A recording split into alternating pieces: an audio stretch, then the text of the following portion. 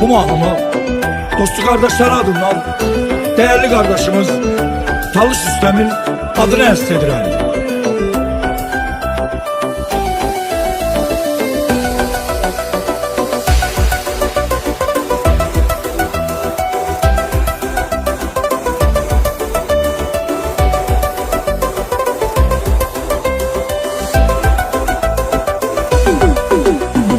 Kardeşim Rüstem, sənə rəğbətimiz var, sənə bir ömür tükənməz hörmətimiz var. Bizə bəs edər cəsarətin Rüstem həmişə, boyun əymədin namərdə.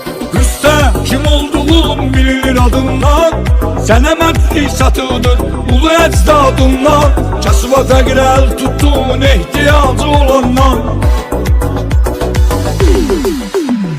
Kardeşlerim, dostlarım, vuran ürəksən, sən daima Rüstem, onların gərəksən. Mərdi məzar uzaq olar səndən daimi, Rüstemin hər tərəfdə vardır hürməti. Kardeşlerim, dostlarım, vuran ürəksən, sən daima Rüstem, onların gərəksən. Mərdi məzar uzaq olar səndən daimi, Rüstemin hər tərəfdə vardır hürməti.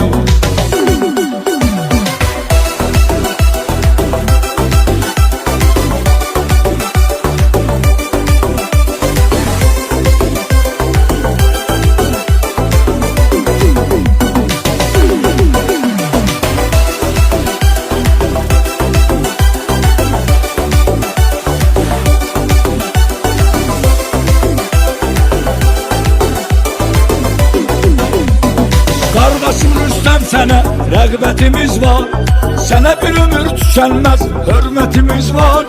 Bizə bəs edər cəsarətin Rüstem həmişə, boyun əymədin namərdə. Rüstem kim olduğun bilinir adından, sənə mərdlik satıdır ulu əcdadından. Kasıba fəqirə əl tutduğun ehtiyacı olandan.